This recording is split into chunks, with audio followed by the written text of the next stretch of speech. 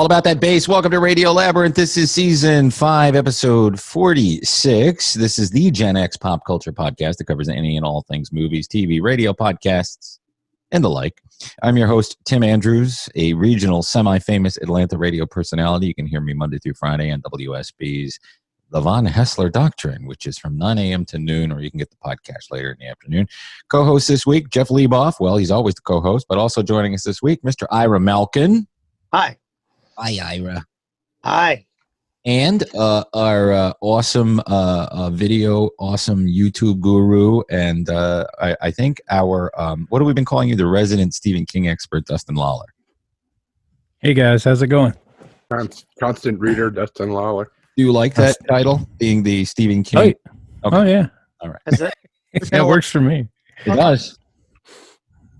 So it is, we are recording this on Monday, November, what is it today, the 9th? Today the 9th.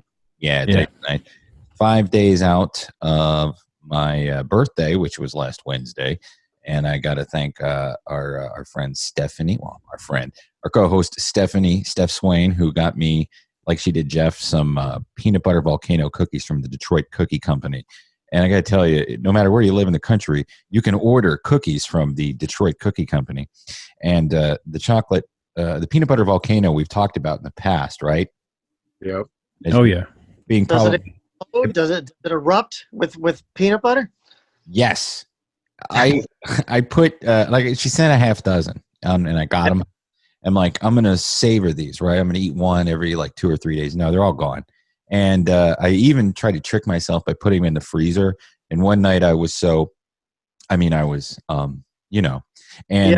hungry. I was hungry at 11:30 at night. And I'm like, I wonder if they thaw quick. And they didn't thaw quick. I tried biting it out. I was fucking frozen. Ate it anyway. Here, go ahead. Let me tell you real quick. The ultimate peanut butter cookie.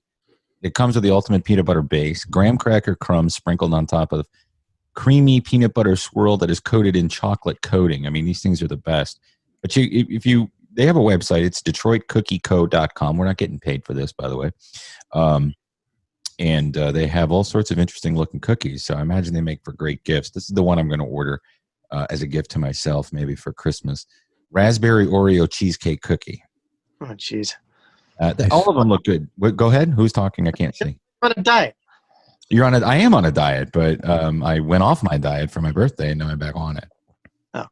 And of course, they have all these really cool artisan type cookies. And then Jeff and I got in an argument before the show started because I said they also have the worst cookie ever invented, which is the oatmeal raisin cookie. Yeah, that I know.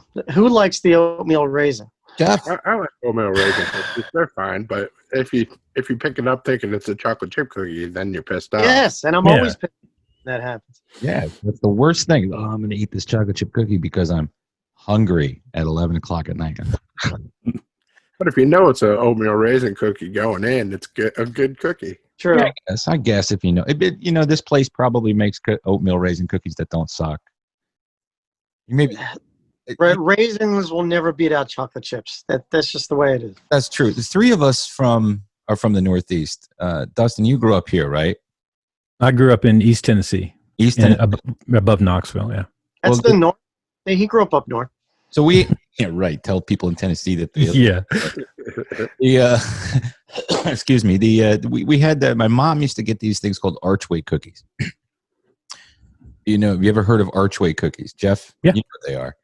You know what they are, Dustin? Yeah. Yeah, they're red and white packaging. Yeah, they're like the super cheap cookies. You get 6 of them and they're big. My mom always bought these archway. They sucked, and she'd get the oatmeal raisin.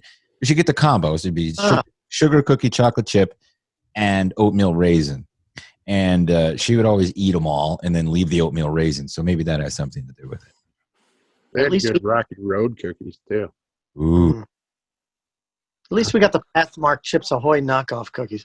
Pathmark. Yeah, we got a lot. My mom bought that. For a while there in the 80s when generic products first started coming out, they were purposefully embarrassing to go into the store and buy because it just said cola.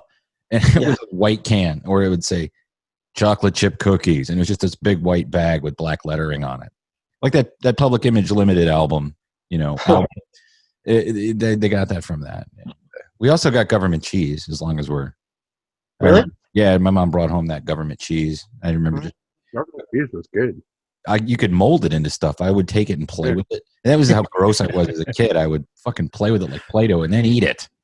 So No, in my household, we had Havarti and Munster. Yeah, well, Havarti, you're gonna turn you into a monster eating that shit.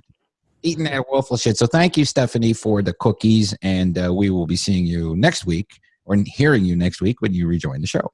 And we're all looking forward to that. Oh, I also got an iPad Pro, Nice. which I'm not going to eat, no matter how hungry I am at 12 o'clock at night. You can like use it as a cutting board or something. For my cocaine? Yeah, there you go. No, I'm going to use it for a lot of different things, but namely to take the drawings that I've been doing and then putting them into the iPad and coloring them. It's a little easier to when you can correct your fuck ups. So that's don't fuck around with us. It's going to be 98.9% Pornhub, and then the rest you can use. I don't know what that site is. I don't know what you're talking about. I mean, I may have gone there to look for Steven Spielberg's daughter scientifically to see what it was like. Because, she said the news story today on Twitter was that she's healed because of pornography. It's helped her heal and grow as a person.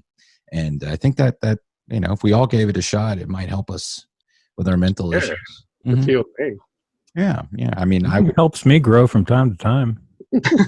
I would be on the Quibi site if I made porn movies. What's shorter than Quibis? Besides Quibi, which is actually short. Is that what am I talking about? The right thing? Quibi that it failed. Yeah. You can't last 7 minutes. No. 7 seconds. That's the. You'd be on the TikTok of your TikTok version. Yeah. TikTok. So I guess we can't ignore the elephant in the room. We may as well talk about. Oh, by the way, what did I want to do? I wanted to say, hey, if you enjoy watching us, thank you very much. We have a YouTube channel curated and run by Mr. Dustin Lollar, and that is youtube.com/Radio Labyrinth podcast. And also on that website, on that YouTube page, we have super secret videos that you can only see if you are a Patreon member who comes in at the $10 level. That, of course, is our RLP recasts, where we take a scene from a movie and we do goofy voices and whatever, and just have fun with it because that's happening a lot around the country. So we thought we would pick on it. But you have to be able to. We're going to have one today, a scene out of Airplane, which will be posted at the end of the week. And that reminds me, I have to post the most recent one on our Patreon page. Everybody who had contacted me, Patreon page, by the way, is patreon.com/Tim Andrews. Everyone who has contacted me about their sticker it's gone out. It's in the mail. So if you're still due a sticker, and I know a lot of you are, and you're listening to the show, make sure that you send a message on the Patreon page. I will see it. I get an alert, and I will get it out in the mail to you. And they're really cool. And in a couple of weeks, there's going to be T-shirts, so you can order those for the holidays if you want to give somebody a Radio Labyrinth T-shirt. And let's see. Don't forget to rate us and review us. If you're listening to us on iTunes, Google Play, you can do that. It's very simple. We're also on pretty much every platform. So anywhere you can rate and review us, please do it. And make sure you give us 5 stars unless you hate our guts.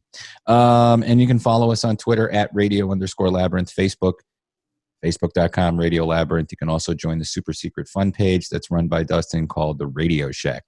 And I will probably get back to doing more of the today in history or whatever stuff. I've just been occupied with other things like cleaning up my yard. I'm still cleaning up my yard from Zeta, and now there's Ada's on the way.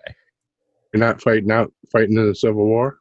No, the Civil War hasn't happened yet. And we're all waiting with bated breath to watch a bunch of pink-haired ideologues fight with red hat ideologues in the streets. We can't wait for that.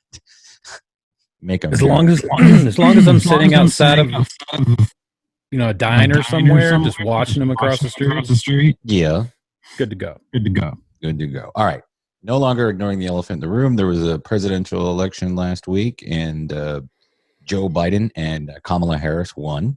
Ostensibly or allegedly or however you want to look at it, they won. So everything going on right now is a little bit of a distraction. You're seeing media narrative on 90% of media is in support of the incoming president. 10% of media is in support of the outgoing president or the current president. So you see a lot of fighting going on and a lot of stupid shit going on. And I'm just going to say this and then move on. If you're one of those people out there who believes in these QAnon type of things, give it up, because it is nothing but demoralization. And those people are all full of shit. Sorry to be so serious, but you got to let that shit go. I've seen it because I go to places you guys don't go to, but I look and see, and they're insane. They're absolutely insane, thinking certain outcomes are going to change things or whatever. So I believe the 4-letter word of the year is cope. We've been coping all year long, and it's over. Now, if you're that big of a supporter, he's going to run again in 2024, so you'll have an opportunity to make sure that the Democrats get reelected again, if that's your thing. But it doesn't matter to me. We are a nonpartisan show, and we welcome everybody from all walks of life. Even if you're like a communist and you think that Joe Biden is too much in the middle, or you're an absolute right-winger, we don't want you. I mean, if you're a Nazi. So I was thinking, now that the election's behind us, there's been a lot of movie and TV presidents. If you could just pick one president, one fictional out of all the ones that you like or dislike to be the actual president of the United States, you could snap your finger and make any fictional president from film and television the president of the United States beginning on January 20th, 2021. Who would it be? Mine is President Camacho from Idiocracy. I think he'd bring a lot of testosterone into that White House. And, of course, he has long hair and he wears sleeveless shirts and he shoots guns. I dig that. We've had about 4 years of President Camacho. No, we haven't. We need a real muscle guy, who can. Would you want to see Donald Trump in a tank top or anything like that? No. I want to see a tight spandex shirt. I want to see monster truck rallies, all sorts of shit like that. We're this close to growing crops with Powerade. Hey, it's got what plants crave. Yeah. I'm going to say Bill Pullman. From Independence Day? Independence Day. All right. We will as long as he gave that speech. Yeah, every day. Then we're off to Haiti. That's right. Knocked with a hammer. Not Haiti, Tahiti, you moron. Martin Sheen. Yeah, that was mine too. Jed Bartlett from West Wing. I never watched West Wing. No, he means Martin Sheen from The Dead Zone. That's who we want. Yeah. We just had. Yeah, I think we just had 4 years of that one too. Yeah. Nobody picked Kevin Spacey, huh? I wonder why. I do like Kevin Spacey. I love that role, but too bad he's can't keep his hands to himself. Well, what? I guess Robin Wright then. Oh no, definitely not. I don't want a woman president. Oh wait, too late. By the way, Kamala. How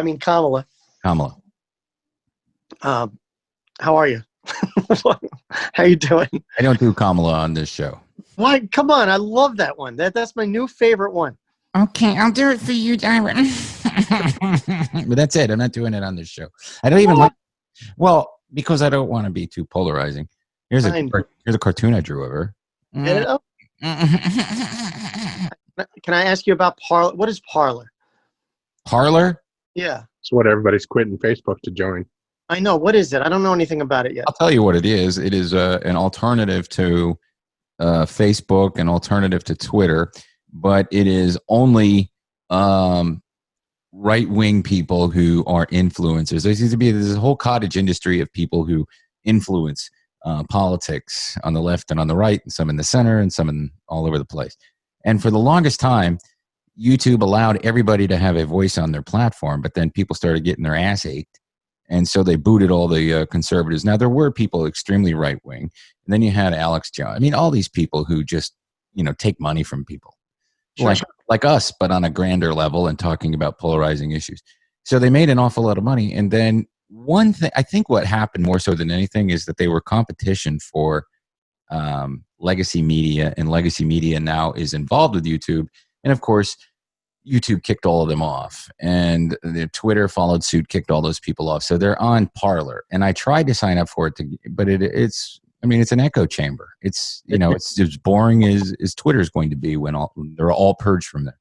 Right, because half of my Facebook feed was all Parler stuff today. I'll be on Parler, so I assume that's what it was. But I just, I'm curious just to see what it's all about. Well, according to Borat, the biggest threat facing America right now is Facebook and Mark Zuckerberg.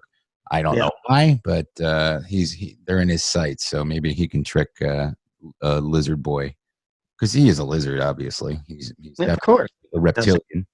Mark Zuckerberg, definitely a reptilian.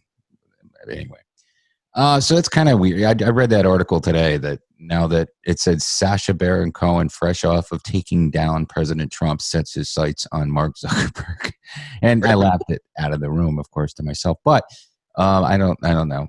I think they all suck. Twitter used to be a lot of fun. No politics. It was just fun when it first started. Just a lot of jokes, people having fun and shit posting. Now it's I hate you.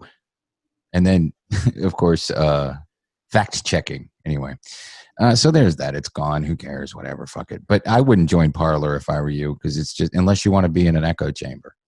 No, I'm not going to join it. But I was, I got a lot of friends that are all shouting about it, so I'm curious. They do boot people off of it if they act like assholes. If they're like white supremacists and Nazis and stuff. But I mean, I'm sure you have to really. I don't know. I don't care. Dragging me down a road I don't want to go down, Mr. Ira.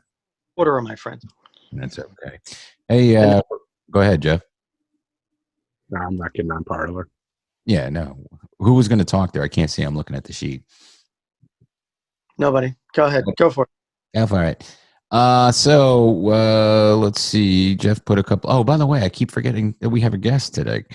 Coming up later in the show, I spent about 30, 40 minutes with an old comedian friend from the Regular Guys era who's still out there making people laugh and doing some funny sports stuff. His name is Costaki Economopoulos. He is the longest name in comedy. And he came out to talk about his new Twitter thing. At All Pro Lines. It's kind of a collective of people who get together and do football sports jokes, and it's a lot of fun. And you should check it out and follow him on. He's got some hilarious jokes. I don't like how he takes a piss on the Giants all the time, but well, the Giants kind of deserve it sometimes. Yeah, but he's also you can follow. I mean, it's all in the interview, but Costaki Economopoulos and.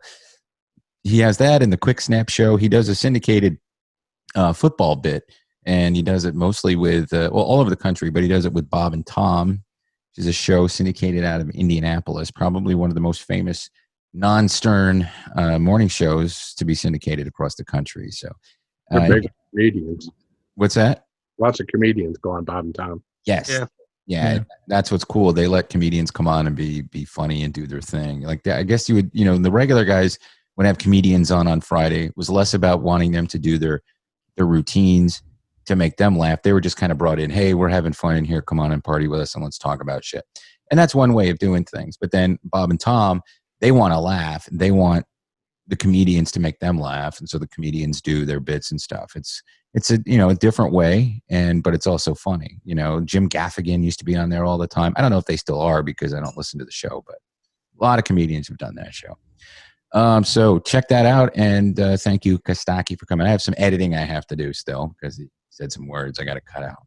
We were talking about old Eddie Murphy bits and how they wouldn't work today, but I'm not going to leave them in there. Chappelle said some words on SNL. Well, let him say what kind of words. Ira, are you sculpting an elephant back there? Yeah, making I got zip ties. Yeah. You didn't that elephant's moving. Chappelle on SNL? Don't talk about that. That's under the blanket. Did you guys watch it? I didn't watch it.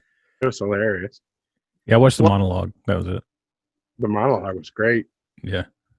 No, I avoided it. I didn't want to watch anything. I watched old stuff all weekend long and listened to music. I've been listening to Celine Dion every morning when I get up. I listen to The Power of Love. Nice. Why is that? Don't make fun of me. I like Celine Dion. She has the voice of a French angel, a French-Canadian angel. That's right. The power of love. It's a good song to keep you moving. Mm-hmm. Oh, God. Hey, we got to say rest in peace to a couple of people who died. who died. First and foremost, of course, Alex Trebek passed away at 80 years old of cancer. Pancreatic, you know what killed Art Fleming? Pancreatic cancer. You guys know who Art Fleming was, right? He's the original host of Jeopardy. And really? Yes, and he also died of pancreatic cancer. But really? Yes, he did. Very close to the same day, like a day off. It's those blocks. There's radiation in those blocks. I know. Even the old ones that were made out of cardboard that they had to turn around. Yeah. There's asbestos in there. I know. Or something. But Alex Trebek, probably one of the most loved television personalities, certainly game show hosts in the history of the genre. You got to think. And never involved in controversy, just a fun, just a straightforward, cool guy. And he used to host shit back when we were kids. It was one of them was Card Sharks.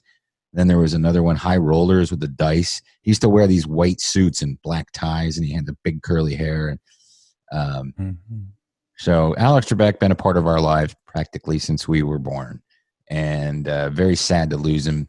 They're going to be running episodes. I think they said December 25th was going to be his last show. Yeah, Christmas Day is the final episode with Alex Trebek. So much in pop culture, you know, the Saturday Night Live with the Celebrity Jeopardy, which they kind of took from SCTV in a way, but it's okay. And maybe Ken Jennings the host now. I was just going to say, who do you guys think the host is? Well, that's what they're saying. I said on air today that earlier on the radio show that they're going to have to find a trans person of color to host, because that's or maybe Caitlyn Jenner. I don't know. No, but you would think it would be Ken Jennings. They kind of been grooming him, right? Have they? I don't know. Since that championship, he's been working as like an executive producer of the show. I didn't know that. I didn't. Yeah.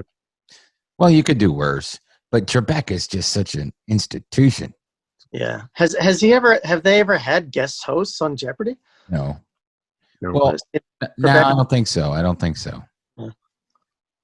But if you want to hear something funny with Alex Trebek, you can go to YouTube and type in Longmont Potion Castle Alex Trebek, and then you can hear those fun prank phone calls where the guy pretends to be UPS delivering him sod. Oh, yes, I remember that. Yeah, those are funny. Sod. I don't need any sod. You know, he's starting to get a track record with those. Who? Longmont, wasn't that what Eddie Money did one? Yeah, now Trebek is rocks for Eddie Money. I'm at the Mohegan Sun. I'm Eddie Money. I'm performing. I didn't order any rocks. I don't know what you're talking about.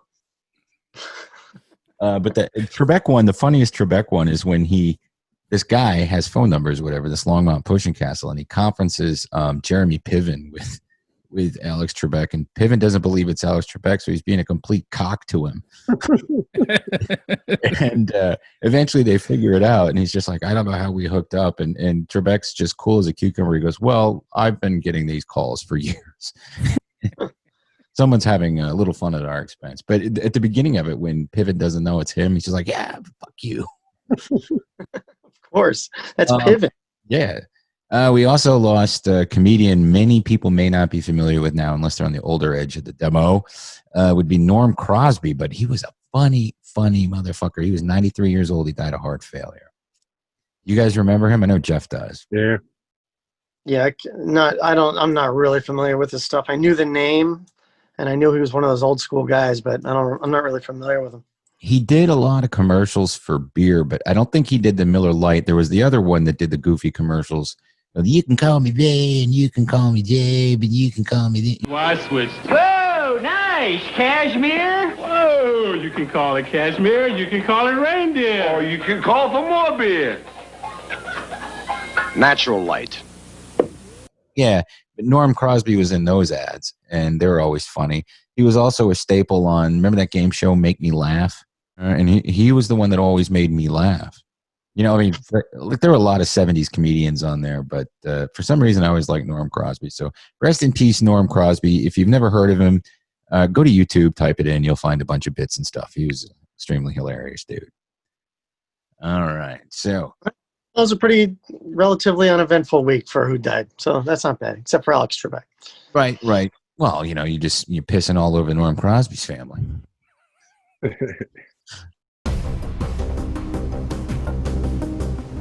Did you guys all watch The Mandalorian episode 2 of season 2? I put in there, Baby Yoda's a fucking dick. He's eating kids. He's an abortion doctor. He just kept giving them. They made a point of saying that the eggs weren't fertilized, so they were just eggs, like you eat eggs from the store every morning. Right, but they also made a point that those are the last ones of her breeding cycle. Yes. Also, if you think about it, he never chews them. He just swallows them. There's going to be a point in this next episode where where she loses the container and thinks that it's all lost, and he's going to regurgitate all those eggs because he's been saving them because he thinks they're going to get damaged or hurt. He's not eating them. Yeah, I think that's what the kick is. Because they're not fighting back against any of this publicity that people are hating on him. They're not coming back with anything. They're not trying to apologize. I'm thinking it's going to fall as part of the story because that's what he's doing. He's saving them. But you don't have another story going to another episode. Well, this one they're just they hobbled off that planet with her still in tow. So she's not done yet. Yeah. Oh, by the way, spoiler alert. Yeah, but so has there been publicity about that? Because I haven't seen. People have been bitching about it on Twitter, and then a lot of entertainment bloggers are saying, "Well, I wasn't the only one who was pissed off at this kid." Oh no, not at all. I thought it was funny. I thought they overdid it a little bit, but based on Dustin's theory, then maybe they didn't overdo it. Right. So where are they heading? They're heading to meet her husband. Her husband. Yeah. Her husband. Hey, something. Go ahead. The spiders. I mean, come on, that was right out of Aliens, right? It was out of the books too. It was out of Harry Potter. It was out of Lord of the Rings. Lord of the Rings, yeah. Mm-hmm. And there's those ice spiders. They were actually a character in one of the books, very similar to the Vance books, or his character in the books as well. So yeah, they're pulling from canon. It's just crevices of the canon. Is that Chuck Wendig, the guy who wrote that trilogy? Is he good at writing those Star Wars books? Are they enjoyable? Yeah, people loved them. Yeah. Oh, have you guys read them though? I haven't. I've only read one of his, but I enjoyed it. The only original Star Wars book I've ever read in my life was Splinter in the Mind's Eye. Yeah. Remember that book? With Vader coming over the stump?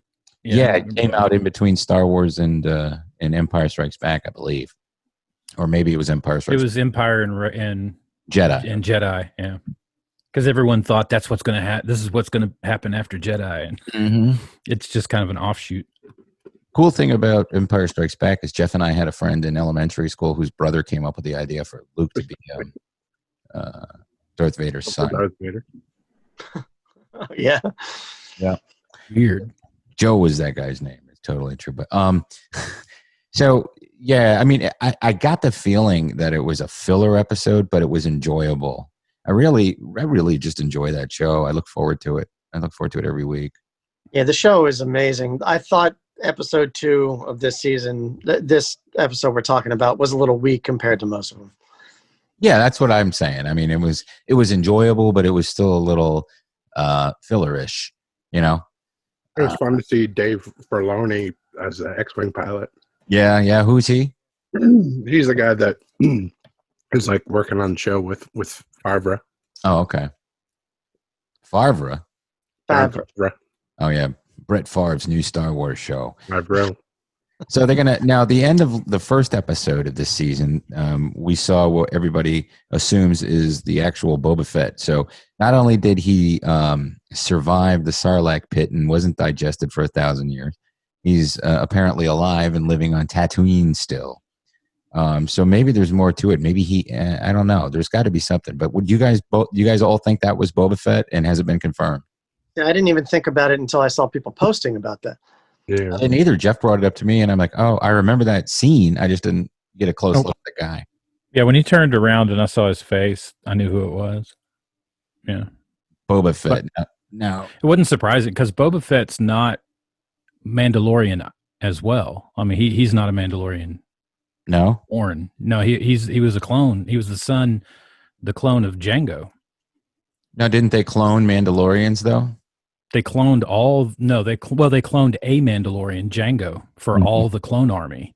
And Boba is one of those clones. So, yeah, I mean, genetically, he's a Mandalorian copy, but he wasn't raised Mandalorian like Django would have been, and the Mandalorian is. Right. So his name is, the actor's name is Temuera Morrison. Is that how you say it? Yeah. Yeah. Temuera Morrison, and that was him in the episode. So it's got to be Boba Fett, right? Who watched his poor father Django get his head chopped off with a lightsaber. Yeah. Oh, well. So about spinning him off. Yeah, that's what you said. They were going to make a spinoff of Boba. They'll make a Boba Fett spinoff. So what will it be? Him on Tatooine or what? Yeah, I don't know. Yeah. Well, why can't they just use him in Mandalorian in the show? Why does it have to be a spin-off? Well, they're looking for more. Yeah, they're looking for more. Yeah, I'm sure. What's up with the Obi-Wan Kenobi series? That got delayed. yeah. It got delayed to rewrite a bunch of shit, and then I think it got delayed for COVID. So who knows when that's going to drop? When things have to be rewritten, that means they're usually going to suck. And I heard last week also Ron Howard might be doing a sequel to Solo. Oh yeah. Yeah, that would be all right. Good. I liked Solo movie. I thought it was interesting. Oh, too. Got a lot of shit though, didn't it? It did get a lot of shit, but people bitch about everything. It wasn't stupid enough. There were no woke characters in it.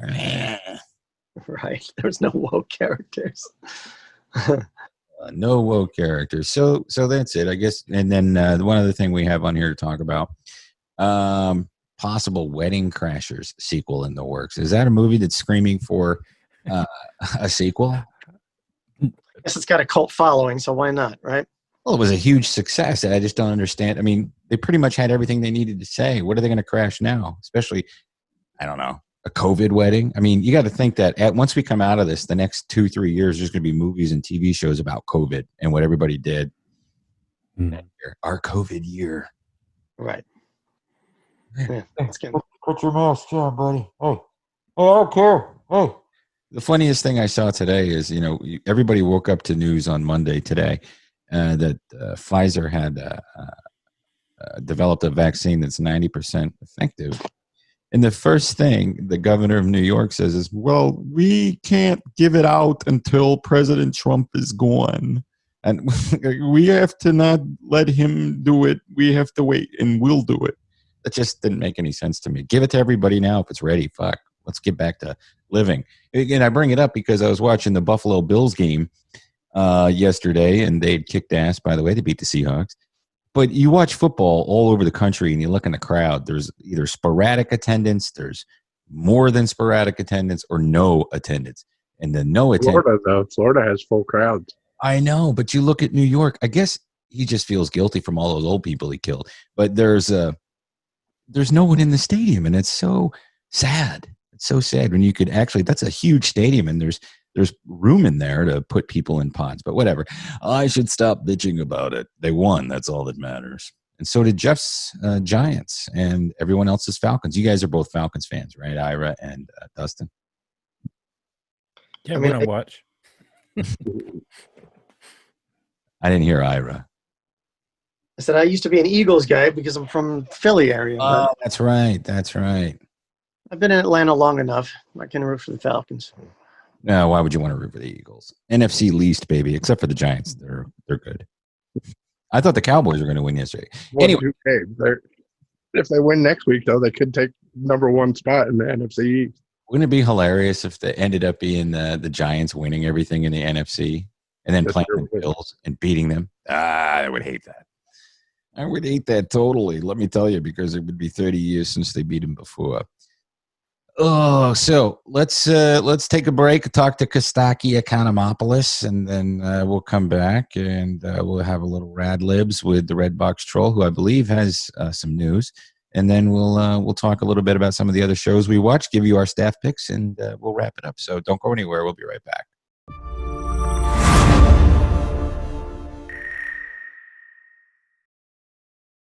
So this, by the way, if you're watching or listening, is Costaki Economopoulos. He is a comedian, and if you used to listen to the regular guy show on I guess Rockwood 100.5, maybe 96 Rock. I don't know if you were there at the 96 Rock era, but you were a guest several times a year, every year for all those years we were on the air. So you guys were an early adopter of my crazy football joke-driven radio segment thing. That's right. Well, it has a name. It's called Quick Snaps, and it's funny because they're pithy jokes about mostly the NFL. Do you do college jokes? No, it's very weirdly specific. It's only NFL. Well, tell me, where did the idea come from, and how long have you been doing Quick Snaps? Well, it was an offshoot of the thing that I was doing prior called the Economopoulos. I do remember that. Yeah, I think you guys did a little bit of that. So I would pick a subject. It was basically just a writing exercise, anything that had bullet points, like phobias or, Halloween traditions or, whatever. One time I did Dante's Inferno. I thought, well, there's 9 levels of hell. I should be able to write 9 jokes eventually. Yeah, absolutely. So that was going really well on radio. And so I thought, okay, what if I do an all football version and pitch it to sports radio? Then I'll have 2 things going on. And of course, sports radio is like, yeah, we think this is great, but we don't do this. We're X's and O's. Sports radio takes itself way too seriously. Yeah, they can't have any fun, can they? But while I was failing at pitching Quick Snaps to sports radio, the places where I was already doing the Economopoulos liked it and liked it even better. So my former Economopoulos turned into an all football all the time segment. That's cool. Now, where was the first place you did it? Bob and Tom Radio in Indianapolis? Yeah, I did. Basically, do you remember the complete sheet? I do remember the complete sheet. It's a very heavy thing that radio people got every morning. Right. Civilians might not know that most radio stations subscribe to a prep service. They get like this giant pile of this what's going on in urban music news, and here's country music news, and here's some birthdays, and here's celebrity news, and here's, phone starters, and here's topical jokes. I used to write topical jokes for the complete sheet. Oh, cool. I did not know.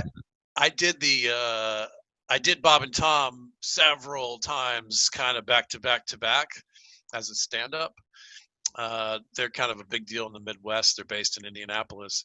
And I just felt like I did all my good jokes. Like, what do I do when I go in there now? Like, right. I already told them everything that's worth saying. So I basically put together like my 20 favorite jokes from the prior 2 or 3 years of writing on the complete sheet. And I did a segment with them called topical sounding jokes. These are jokes that sound like they're from this week, but aren't. Right. And it was just an excuse to do all the kind of somewhat evergreen sounding jokes. Pac-Man turned 35 today. That's a long time to be chased by little demons. Just ask Robert Downey Jr., So it was that. I did 20 of those, and whatever, the stars aligned and it killed. They got like a rim shot machine, and they would come back from an ad break. You got any more of those topical sounding jokes? And I would do 2 or 3, and they loved it. So isn't that great? Isn't that the way most things happen, just by happenstance? Like you do one thing and you don't know where it's going, and then somebody digs the shit out of it, and then, but excuse me, you do stand-up comedy as well, and you write the jokes for the daily bits and for the weekly football jokes. How does that differentiate from your stand-up comedy? I mean, how do you go, okay, I can't just do one quick joke after the next? You have to build in more, I guess, when you're doing stand-up comedy.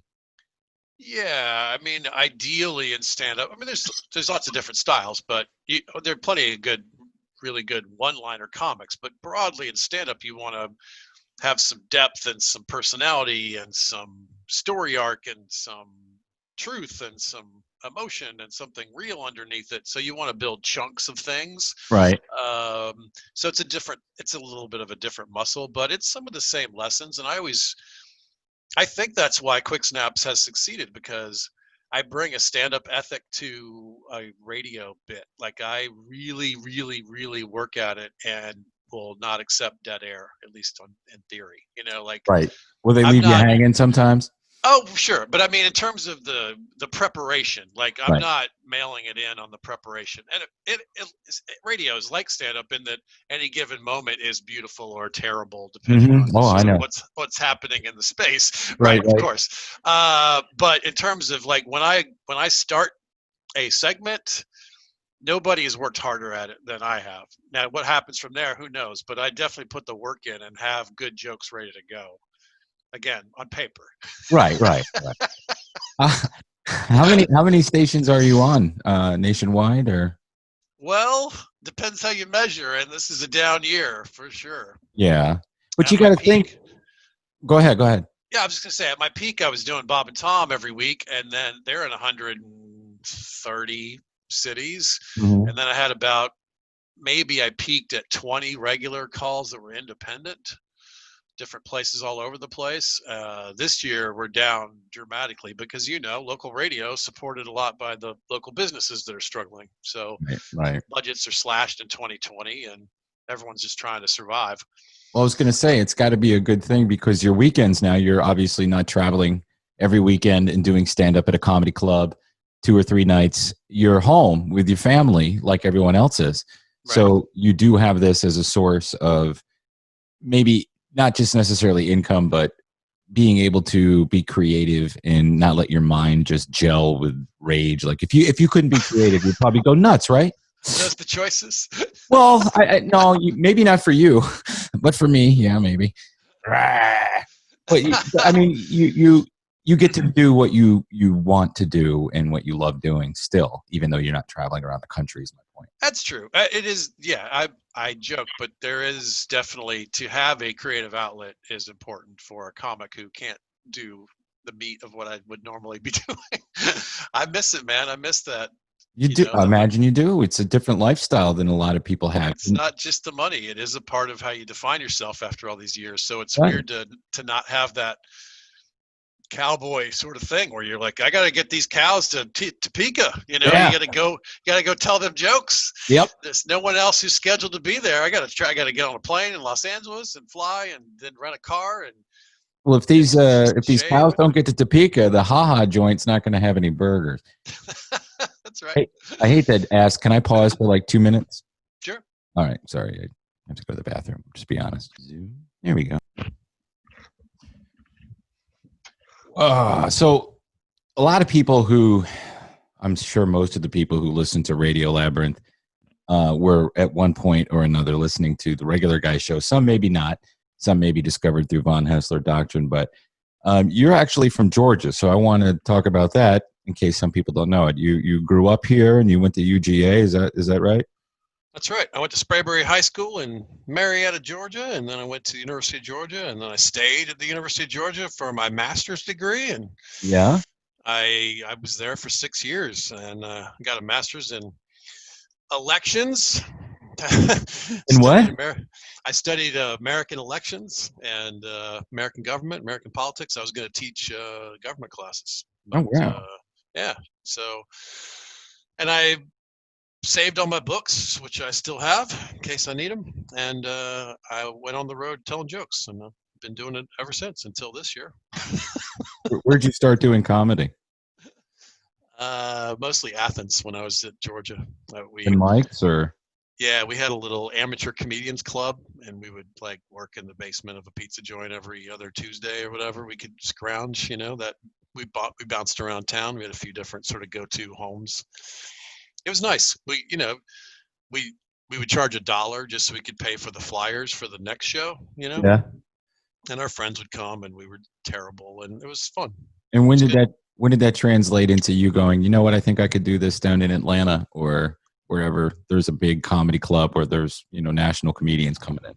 Yeah, I've told this story before, but it's literal. I literally had to turn down a couple of paying gigs to write my master's thesis, and I thought, well, I can't. What am I? God, at least try. What am I doing? So I hung in there and got my degree, and then stand-up was always the priority after that. And within a few months, I was on the road full time. I mean, I wasn't making much, but I kept my stuff at my parents' house, and I would drive around. I would be gone for 4 weeks in a row. I'd go to whatever. I'd be in Indianapolis and then Minneapolis and then Boise and then Little Rock, and then I would come home for 10 days and then I would go do it all again. It's crazy. Have you ever been in that mode where like, I want to be one of those comedians who gets a TV show and then just sits and makes bank? Is that something you've ever wanted? No, it's not something I'm really good at. I wrote for BET. That was here in Atlanta, actually. I wrote for Ricky Smiley when he hosted BET's Comic View. Mm-hmm. And they taped all those shows at the, what's that old theater that's right in the heart of downtown? Uptown? No, Tabernacle? No, it's kind of dead now. It was hot way back in the day. God, I don't know. Anyway, it's where I saw Sam Kinison. It's where I saw my first ever stand-up show. Wow. I saw him at the Broome County Arena when I was in high school in Binghamton, New York. Oh, wow. He was with that guy. Oh, God, that bald guy that was always with him, who was super funny, too. I'll think of his name eventually. But he always brought one or two buddies with him all the time to open up for him. Oh, Carl LeBeouf, probably. Yes, that's who it was. Yeah. Yeah, I saw Sam. I was 17, and it was a double date. We took our girlfriends. It was Valentine's night. Wow. 1987. How romantic to see Sam Kinison. I know. And Liberace had just died that week, and Sam was acting out being butt-fucked on a piano. Comedy has changed. Comedy has changed. Yeah, those days. I mean, you go back and listen. Even that last CD that Sam Kinison put out, Louder Than Hell or whatever, or Live from Hell, whatever it was his final one. And oh my God, the stuff on there, talking about Arnold, the gay Terminator, and right. Selleck suit. I'm Magna P.I. I'm not gay. Right. Yeah, well, I'm not the one who pointed this out, but Eddie Murphy's album, one of those early albums, the first track on it is called.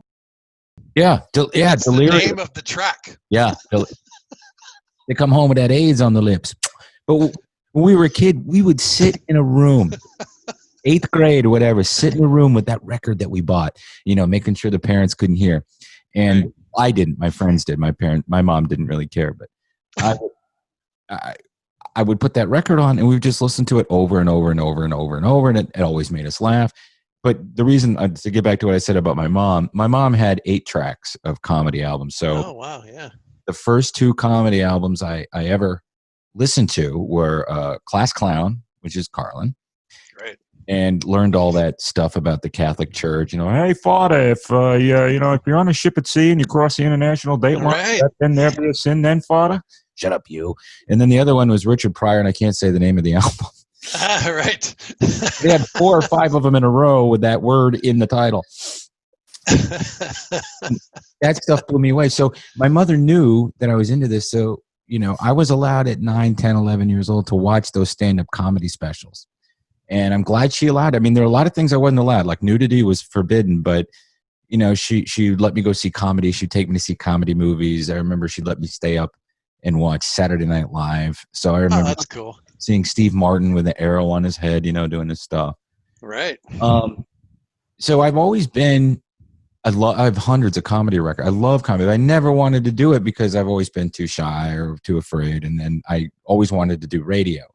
And I got to do what I wanted to do. And you're doing what you want to do. And that's what life's all about. I think if you can do it and be happy, do it.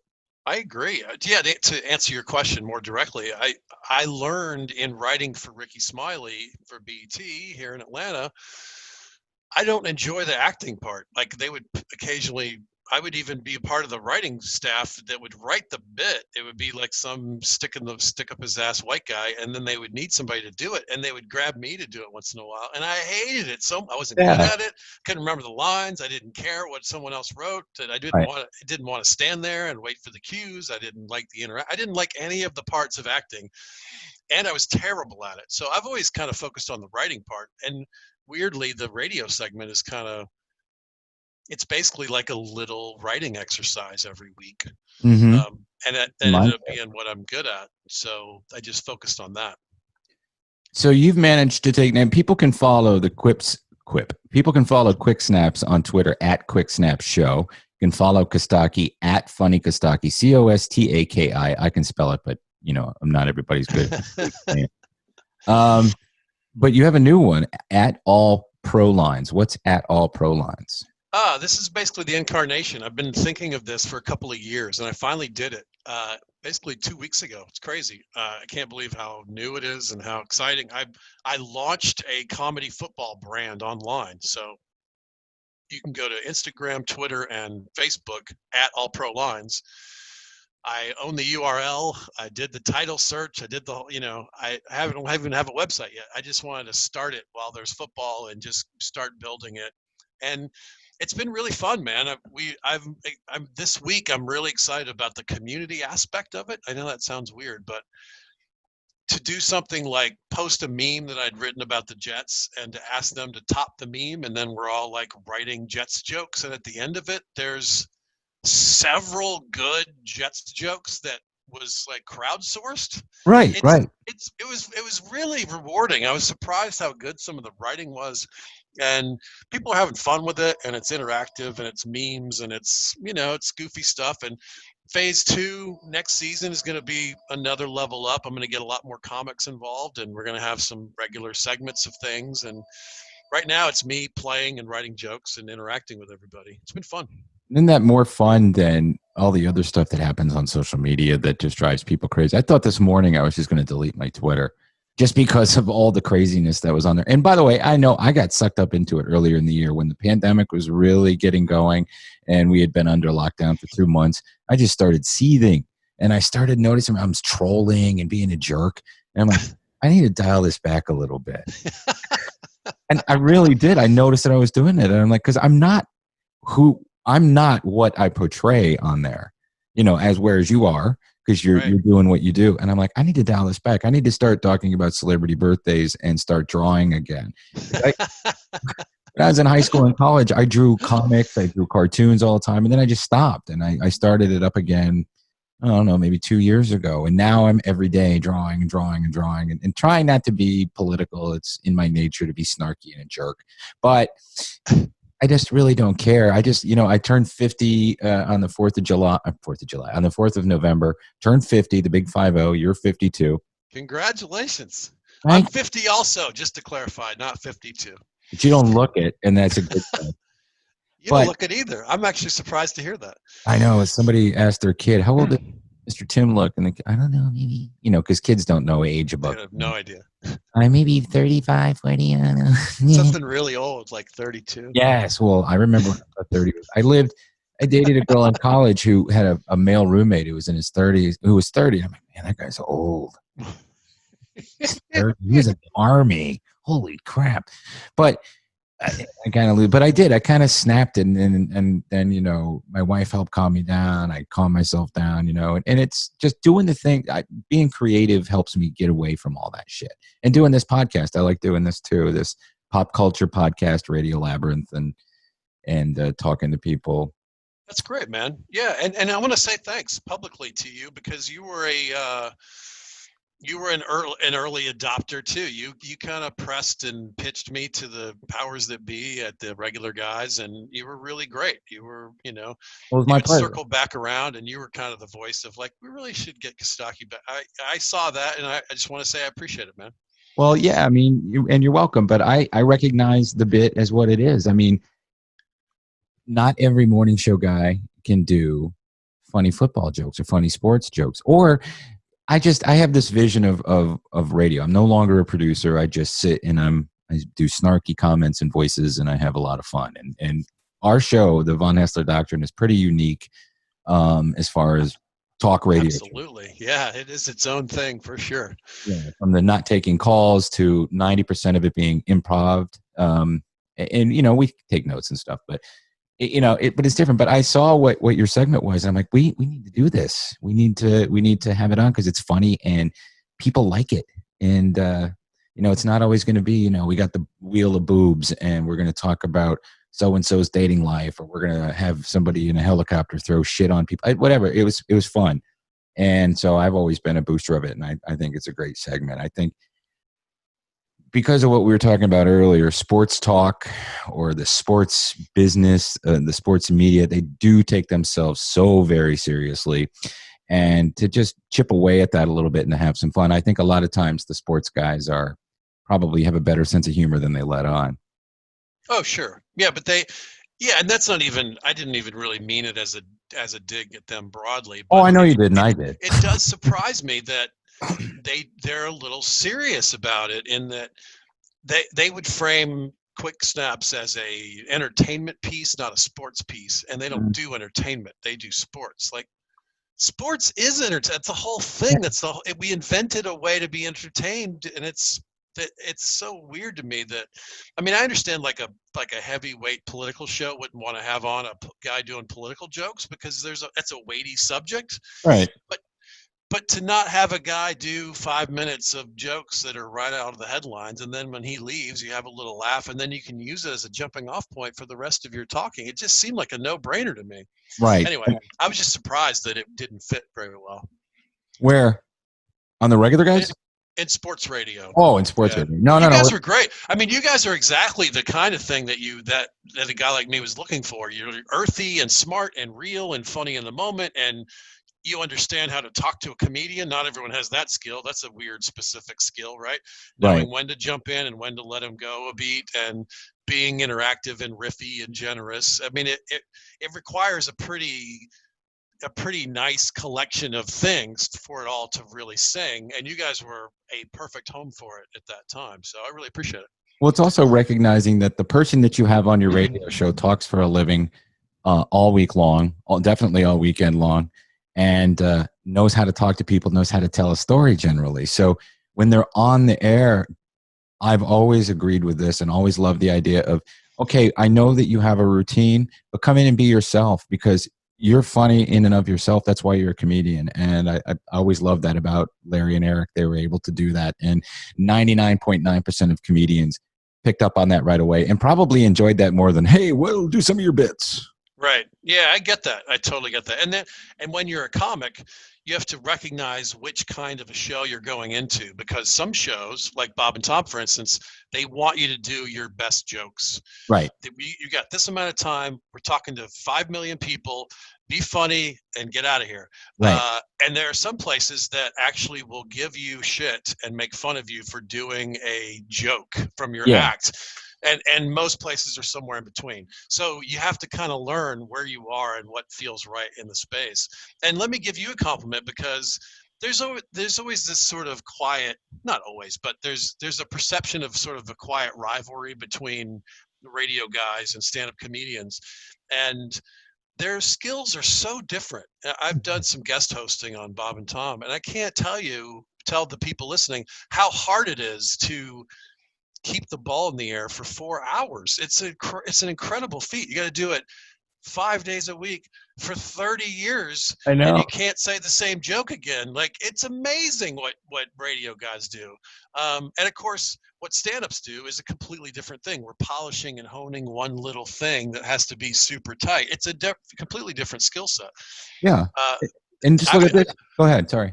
I was just going to finish the compliment. Like, I would do that. I did it a handful of times at Bob and Tom, where I was in there with them as one of the sort of co-hosts for 4.5 hours, and you're exhausted at the end. If you do it well, you're laser focused the whole time, and it's grueling. And it's not something that I'm particularly great at. So when you see it and it's done well, you guys were honestly a sort of a magical collection of all those things.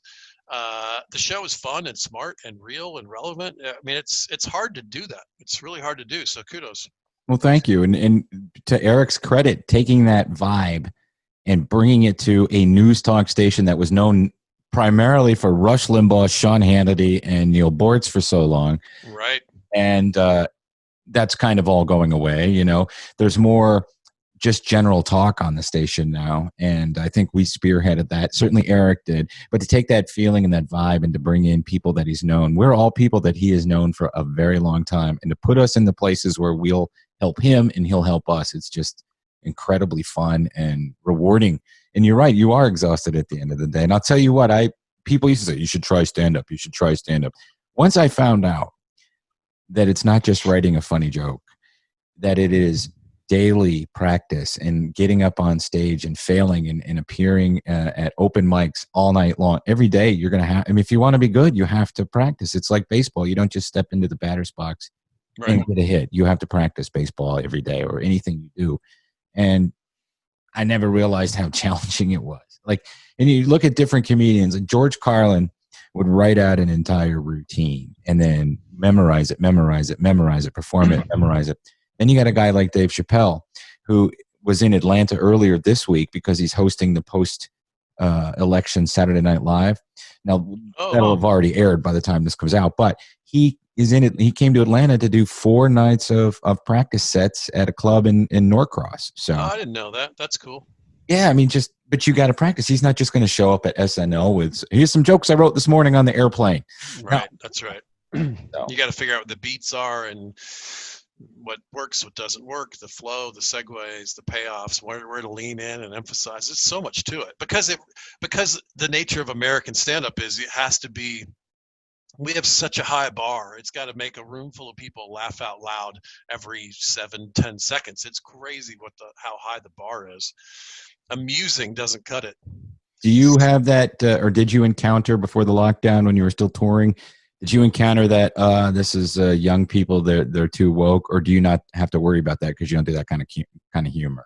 Yeah, well, it's definitely a sensitivity that's crept into the culture at large that you've got to be aware of. It's part of your decision calculus as you go. We've always had it. It's just a matter of degree, and we're on sort of the groundswell of it now, and maybe that fades back down again. Some of it's good, I think. You know, you shouldn't name a bit on your album. No, you shouldn't. But broadly, you should be free to say whatever you want in a stand-up set. That's part of the beauty of it. It's a non-corporate art form. You don't have advertisers. It doesn't matter if you're making fun of big political figures. The beauty of it is that you can say whatever you want. And part of the joy of stand-up is saying the things that people think but don't say in polite company. Right. So it is a tricky line, but that's part of the craft of figuring out where that is and where you are in that. And on any given night, how far you want to push that line and play with that line. That's part of the beauty of what it is. Try not swearing every morning for the last 15 years. It's challenging. It is. You have to learn because it comes to your head. I mean, not all the time the joke pops into my head. It may not even be a curse word, but it'll be very inappropriate for the audience we have now. Right. And, yeah. Nope. Put that back here. And then during the break, we tell the jokes to each other. Yeah, that's right. Now there's a whole bunch of stuff that's not even curse words you can't say. Right? Yeah. Yeah. You can't say the R word. That's a pretty innocuous word because when we said it, we were never talking about who it was ostensibly supposed to be about. Right. You know what I mean? It was never, I never picked on kids like that. You know what I mean? I was friends with them. But, you say to your friend who, drops something and spills a drink, oh, you're an R word. Yeah. But, but to have a cultural conversation where we're not saying that, it's probably good, probably useful, but probably better off as a community for that. So I'm not against it in principle, all this stuff. But I am surprised that I've always been surprised that somebody would get mad at something that a comedian says. Because if you're with a friend and you say something off-putting, you're like, dude, I was just kidding. And then you're like, oh, okay. Right. The whole thing of what a comic does is I'm just kidding. That's what it is. It should be behind the stage. There should be a big he or she are just kidding. You're supposed to have license to just be kidding. And sometimes it's a little edgy or inappropriate is the naughty fun of it. Right. Well, now you get to see how far you can push that envelope because, while everybody was pushing it against the old traditional values norms, pushing that envelope, somehow it fell off the table and now you got to push it against the new Puritans is what I like to call them. That's right. Yeah. Because it can go too far. It can go way too far. Oh, you shouldn't say that. Oh, I don't know what you're talking about. But we do know what you can and you can't say. But, well, I want to thank you for taking the time to chat with me, man. And I hope that we can all get out of whatever this is that we're in. Who knows when. But I want to see comics like you. What a phrase. I like that. Well, I don't want to say the word. I might get flagged. And as of this recording, we don't even know who the president is going to be. That's right. Maybe by the time it goes out, we'll know. Good luck, America. Good luck, America. You make your bed. You made the bed. I just want to be able to do the voice of whoever the president is in a functioning way, so I can be funny. That's all I care about. Yeah, you must have a good Trump, right? You're doing that all the time, right? Well, I never really could get it. There are people who do a very good one. There are people who do a bad one. But it's all about the cadence and knowing where he is. If he's at a rally, you know what I mean? Yeah. Oh, that's great. That's great. And then there's the very somber looking at the thing. Biden's not easy to do because not only he has a Delaware accent and he has dementia and he's having sleep.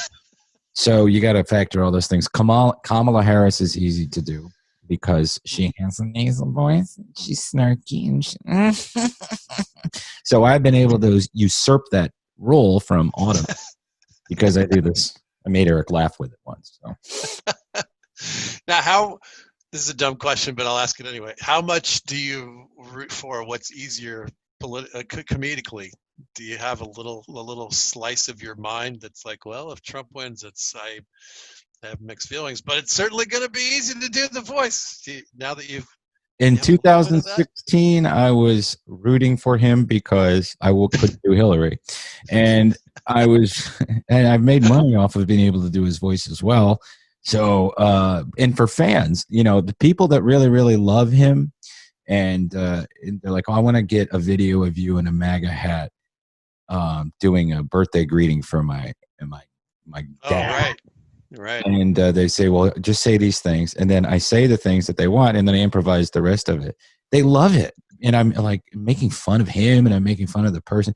And they get it, though. It's a gag, and it's fun, and the person also happens to not hate the president, so you know what I mean? But right. I could do other people, too, so I'm not worried about it. I could do Colin Kaepernick. Not a lot of call for it, but I can do I want to hear that. If you ever find yourself wanting a new pair of sneakers, and you're like, I'm at Foot Locker, and they got Nikes or Adidas, just remember, who gives me money and buy them shoes?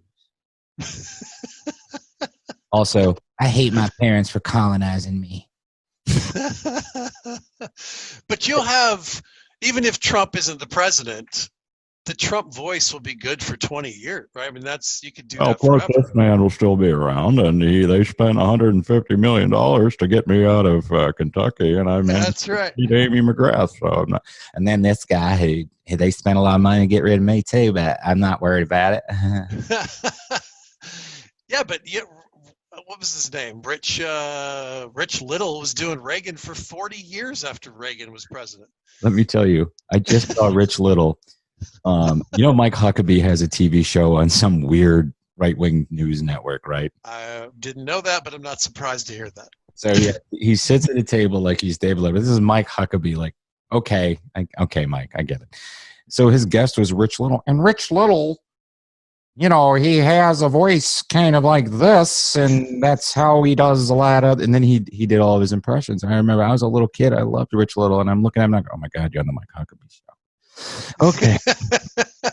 Well, it's, the star has fallen. It was a long time after Reagan by then. Yes. Well, I still do people that are dead, long dead or whatever. Right, of course. People are icons for a reason. They're always going to be icons. That's what I'm saying. The Trump impression is not going to die. I mean, you could do any situation. You go, what would Donald Trump say about it? That's good for 25 years, right? Yeah, and if he doesn't go to prison, like if he doesn't obtain the presidency and they don't run him out of the country or whatever, arrest him, which I don't think is going to happen. I think that's all bluster. But if it does, or whatever. But if he doesn't, I think he's going to start a television network. Or maybe buy OAN and make it the Trump news. I haven't even thought about this. What's the post-Trump presidency thing? That's what he was going to do if he lost in 2016, to create something that is more populist and doesn't have a bend like Fox or whatever the perception is. But basically just to be about him. So he'll be doing that. And because you realize a lot of things is like there are guys like Jeff Bezos and there are guys like Bill Gates who are super mega billionaires, and then there's guys like Trump who is a TV host who says, I'm a billionaire. Okay. Yeah. Okay. Right. We know you're a billionaire, but he's not. He was never like mega rich like those guys. I mean, he's loaded and he's rich, but those guys are just they swim. Yeah, that's a whole nother right. Yeah. Those are people who can call the Pope you know, I got $1 million for something. I'm going off the rails here because I'm spun out. It's my fault. You tried to say goodbye to me. No. I got you talking again. Before we wrap, not taking your cues. I didn't really throw any out there. Before we go, where can people find Costaki Economopoulos online?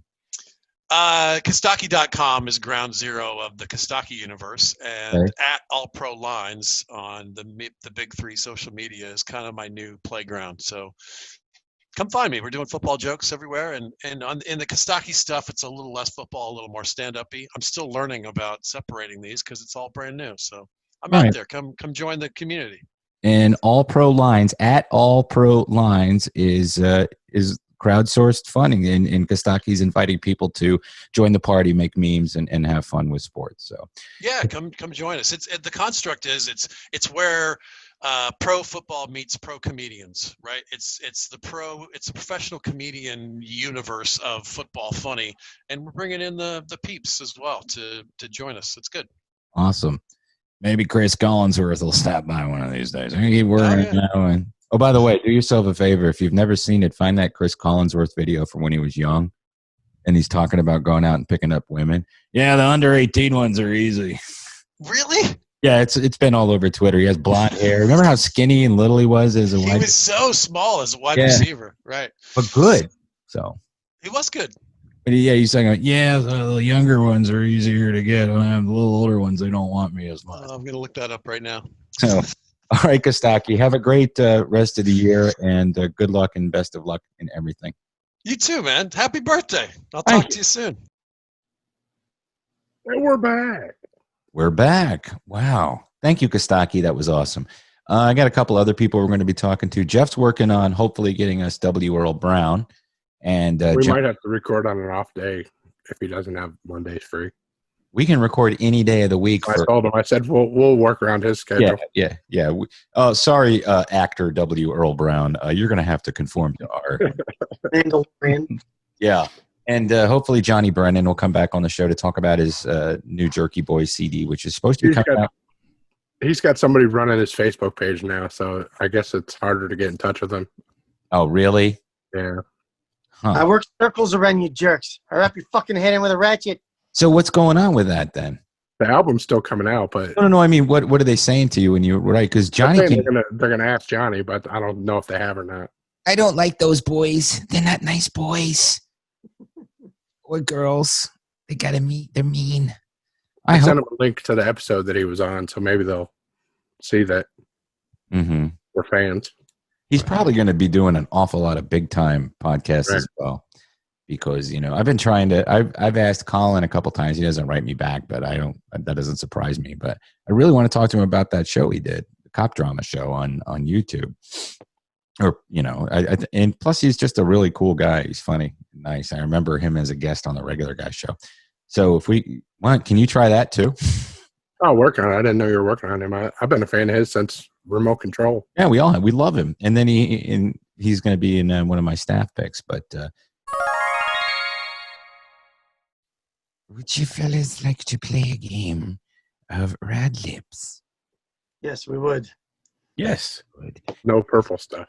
No, let me tell you what happened. I tested positive for COVID after voting in person. They let Redbox Trolls vote? I'm a citizen of this country, my friend. I don't know. They stopped. Listen, they got rid of the Redbox Troll Crow laws back in the 70s. I'm allowed to vote, damn it. You have a weird accent to be a U.S. citizen. Well, so what? People can become citizens and then vote, Yeah. I can't have a run for president, but I did vote. Let me tell. Okay, I'm not a citizen, but I voted anyway. I mean, Stacey Abrams gave me a ballot.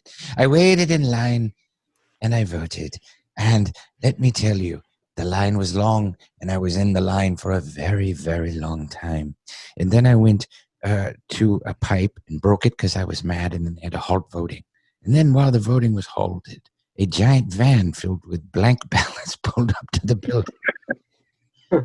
They gave me a stack of them, and I, in anger, wrote Joe Biden in all of them. No, I'm kidding. None of that happened. It's been debunked. Listen, I did get COVID though, and I'm asymptomatic, but the thing is, red box trolls are tested every half hour. Every half hour. They need to be. Where we are. We're super spreaders ourselves of all sorts of diseases. That's right. I spread the common cold, herpes, the clap, all sorts of things, which is odd because I don't have genitalia, just nub. So, without further ado, why don't we play our little game? Why don't we let Ira start? Ira, occupation, please. Oh, man. Zoologist. Okay. Dustin, name an American newspaper. The New York Times. Solid. Fake news. Jeff, name a famous journalist. Could be TV, from any era, any famous journalist. Hunter S. Thompson. Good one. Going gonzo. Ira, another. Now name a Now name a fictional journalist. A fictional journalist? Hmm? Shit. No. Like, is it like you want me to make up a name or somebody that was portrayed fictionally in a movie or show? Movie, TV, comic book. Fletch. No, yeah, it's good. Yeah, go with Jeff's. Fletch is good. What's Fletch's real name? Fletch. Irving Maurice Fletcher. I'll just write Fletch. All right, now give me Jeff's. Jeff. No, it just goes to me. Any year. 1984. 84. All right, whose turn is it, for fuck's sake? It'll be Ira's turn now. Okay. All right, Ira. Major crime. This is me? A major crime. Let's see. Eating rare eggs.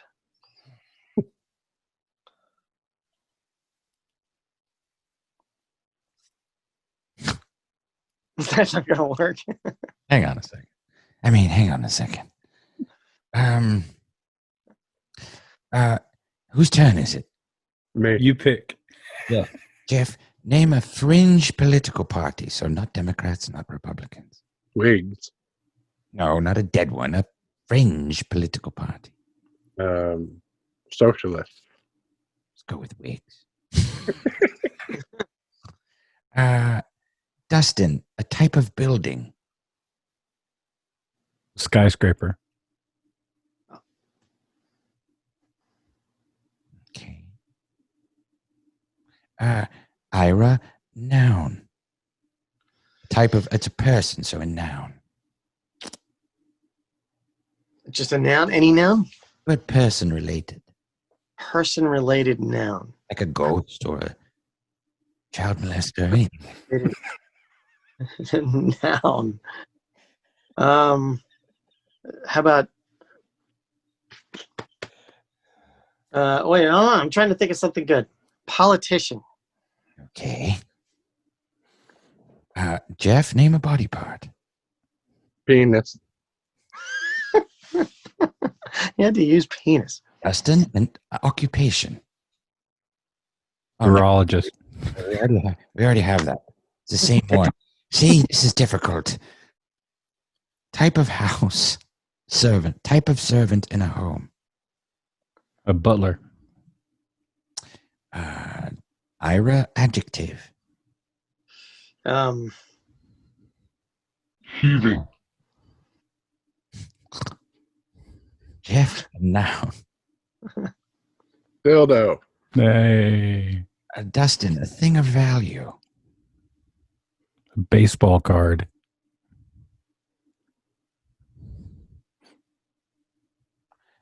Jeff, a location. Altoona. Let me make sure I have the one thing that I thought I fucked up. Okay, are you ready? Yes. Yeah. The insidious thing about this Lolita. Oh, I got the verse back. 2 green zoologists and rivals working for the New York Times, Hunter S. Thompson and Fletch, research the botched 1984 eating rare eggs of the Whig Party headquarters at the Watergate skyscraper complex. With the help of a mysterious politician codenamed Deep Penis,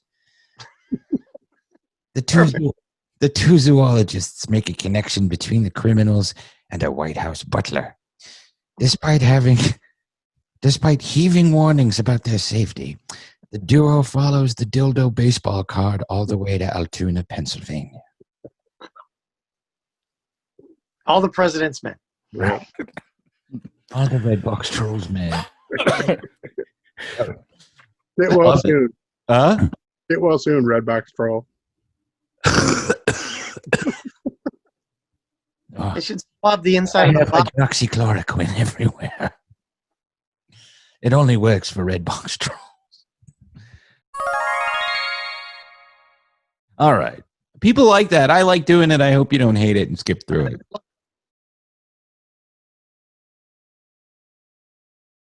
All right. So I didn't watch an awful lot. I'm behind 1 week on Fargo. We already talked about The Mandalorian. Truth Seekers. I watched the second episode. It was a lot of fun. There's a show on Netflix that I dig. It's called The Barbarians. Have you guys watched that yet? No. It's just called Barbarians. It's a German show about the Roman occupation of whatever they called it. Well, they didn't call it Germany, but it was Germania or whatever. And the Romans called them barbarians, the Germans.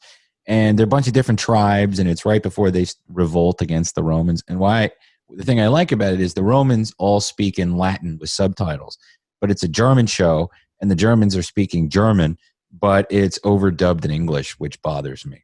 Because the sound never matches, when they're doing that. Yeah. But it's still pretty cool. I like anything about anything with gladiators in it. Do you like gladiator movies? I do like gladiator movies. Yeah. You were that kid. That's right. So my staff pick is Colin Quinn's and Friends, a parking lot comedy show, which drops to HBO Max on Thursday, November 12th. So check that out. I watched the first 4 Truth Seekers. It's pretty good so far. I think it's a fun show. I watched Moonbase 8. Oh, is that funny? Was it good? It's really funny. It looks like it's funny. I might check that out. Tim from Tim and Eric and Fred Armisen and what's his name? John C. Reilly? Yeah, John C. Reilly. And then Travis Kelce's on the first episode, the football player. Oh, cool. He's not going to be on the whole series, though. Spoiler alert. All right. My staff pick, I couldn't find a lot to pick, so I'm going to pick that Maya Rudolph hosted cooking show that's going to be on Hulu called Eater's Guide to the World. Comes out November 11th. It's only 7 episodes. Just by that website, Eater. Mm-hmm. Yeah. Go to that Eater lane. I go to it quite a bit. Cool. So what's the deal? What do they do on that show? I think it's just traveling around and eating different food. She's like the narrator. I feel like everybody's got a show like that. Yeah. I'm going to do a cooking show. I think you should. Eating frozen cookies at 12 in the morning when you're hungry. I would watch that. I used to steal frozen donuts out of the rectory freezer at our church. Remember? Yeah. Frozen donuts? Yeah, the church. For bingo, they would get tons of donuts and then they'd put them in the freezer. Yeah, and I knew where they were, so I'd just go take them and eat them frozen. Sorry, God. Are you there, God? It's me, the donut thief. Watched a lot of CNN. What? I watched a lot of CNN. Why? Pointless for hours at a time. Oh, doesn't that suck? Waiting for fucking Pennsylvania or Georgia to fucking count their damn votes. Yeah. It's a sad fucking state of affairs when the 2 senators from our state are mad at the Republican who ran the election. They're like, resign, bitch. I'm Kelly Loeffler, and I have a long neck. I have a very long neck.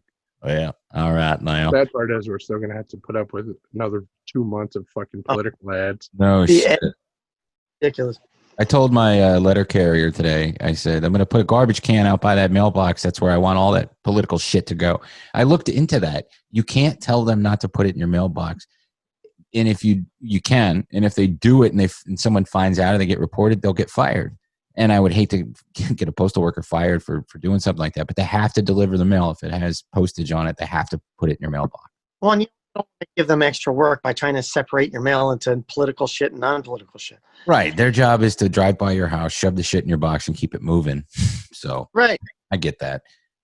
We have a recycling bin on the way back to the house, so that's right where they go. It's all going to be the same. It'll be those 4 jack-offs. So who gives a shit? Yeah. Check. Ira, what's your list? So you guys aren't all watching the Undoing, Nicole Kidman and Hugh Grant thing? I call it the white of, because it's like the night of only white. But have you watched it? I've watched all 3 episodes. I have it on the DVR. I enjoyed the first one. You don't like it? It's all right. I like it so far. It's good. Hugh Grant is good, man. I like it. Trying to get Caitlin to watch it with me. But we have him on the DVR, but she's like enthralled on this English paranormal, not a paranormal show, but it's about ghosts or something. It's like a manor or something. She's really into it. I've watched a couple episodes with her. It's not bad. I don't think a Bly Manor. Yeah, she likes that show. Do you watch that? That's pretty good. I watched all of it. Yeah. It's an interesting show. I mean, I sit on the floor and I don't make the cardinal mistake that I used to make was, what's going on? Who's that guy? Tell me the whole plot while you're trying to watch it. What did he say when I said, what did he say? Yeah, exactly. Something like that. Well, that Queen's Gambit, like everybody else in the world. Why'd you don't like it? No, I'm only 2 or 3 episodes in, and hey, I like it so far. I'm not blown away like everybody else is. Like, oh, it's so good. But we'll see. The Crown looks good. The final season of The Crown. Oh, is that coming? That's coming out? Yeah, they had somebody playing Diana that's famous. That looks just like her. I saw a picture. Looks just like her. Really? Mm-hmm. When's that supposed to come out? I don't know exactly. Yeah. I'll find out though. All right. Well, I'm watching those things, and then my staff pick was I was just listening to Neil deGrasse Tyson on Gilbert's podcast. Have you heard that one yet? No, not yet. Yeah, I think it was just released today. And I always like listening to him on different podcasts. He usually gets along pretty well with the guests. And on Gilbert, one of the main things I love about Gilbert's show is no matter who the guest is, they can always break Gilbert's balls. Oh, yeah. Mm-hmm. And he just cracks up laughing. And even Neil deGrasse Tyson is breaking Gilbert's balls about stuff, which is hilarious. And I like this one particularly because they start asking him about real logistics of horror movies and sci-fi movies. Mm-hmm. When are we going to really get a Jurassic Park? And he goes through the whole thing. He's like, well, if this happens and we do this and we can, but should we? Right. And then they go through like old Wolfman movies, and they get real particular about, well, the moon is only full at a certain time, so can it happen this way? It's pretty fun. They go through like all these movies. What if a Wolfman lived on the moon? Right. So anyway, that's my stat. Listen to the latest Gilbert podcast. Dustin, you got anything? Yeah, I listened to that podcast today as well. It was pretty good. I thought it was funny how they jumped him right off the bat about his starring role in Sharknado 6. I think that's what started the talk about how could you realistically do this. Right. But yeah, it was pretty good. Yeah, same thing you guys watched. Mando, Fargo. I'm still one behind, just like you, Tim. And yeah, that's pretty much everything I watched. My Steph pick is have you guys seen Sassy Pants? No, I have. It's Trey and Matt from South Park. It's their new deep fake show. What? It's on YouTube right now. And what they got Peter Serafinowicz. Hang on. Is from the Tick? From the Tick. And he started doing those sassy president things back in 2016 on Twitter. Right. Well, Matt and Trey got together with him to voice it, and they've got they get an actor, and then they deep fake all the faces onto them really well. I mean, I'm sure they're using the South Park, crew to do it. And they're short. They're like 15 minutes, I think is the main one. And then they're breaking them down into 5-minute clips or 3-minute clips. But it's Sassy is the Trump guy who has it's like a local talk show for a Colorado city or town. And so he's always out doing community things. And it's funny how all these, they got Jared Kushner on there as this little kid with Jared Kushner's face. And so they get all these impressionists to do the voices. But man, it's them. It's if Trey and Matt were doing something that had nothing to do with South Park, but still had the same punch in your face and funny. Right. And that's what it is. It's called Sassy. Mm-hmm. Oh, he's great as far as Justice. Sassy Justice. That's what it is. Yeah, don't watch Sassy Pants. Watch Sassy Justice. Sassy Justice. All you need to launch a culinary empire. Look that one. I'm gonna watch this. This looks fucking hilarious. Yeah, it's some of the best deep faking. I mean, it's amazing. And they got the guy doing Al Gore. I mean, all of them just look dead on. And but yeah, it's set up in the framework of like a local PBS talk show, like a mobile talk show where he's out at events, and it's good. I mean, it's got Trey and Matt. You could even if you didn't know, once you started listening to it, you could just hear them, doing it. Plus, Matt and Trey do a lot of the background voices, and I think they did. There's one scene with supposed to be Tom Cruise as a puppet. Yeah. And it's got Trey doing his voice, but you can actually see him in the shot. It's just a bad That's shot. Great. Thank you for that. Really, I didn't know anything about that. Yeah, I didn't either. That's awesome. Yeah, Sarah Finowitz is hilarious. He does some great voices, and because he did him back 2016, I think he started it with Sassy Trump. Oh yeah, doing those Twitter things where he changed his voice. He would take and do a lip read on him. Awesome. So that's your staff pick, huh? That's my staff pick. All right. Well, Dustin, aren't you? Ira, you gotta get a better connection, man. No, but thank you for being here tonight, man. Appreciate you making the effort. We still need to get a card game out of you when you got time. I love that game. I want to play that again. What was it called? Fictional Whips. Fictional Whips. So that's something to look for. Maybe we can get one around in December. Maybe you think? Maybe you come on and do it. Sure. Okay. I will do that. Thank you. And Dustin, thank you. Jeff, thank you. And we're gonna be doing we're gonna record our recast coming up here in a minute, and you're gonna love it. It's a scene from Airplane, and starring President Trump. So, outgoing, whatever. Who the fuck cares? Anyway, thank you guys very much, and remember, until next time, keep it canon. Canon.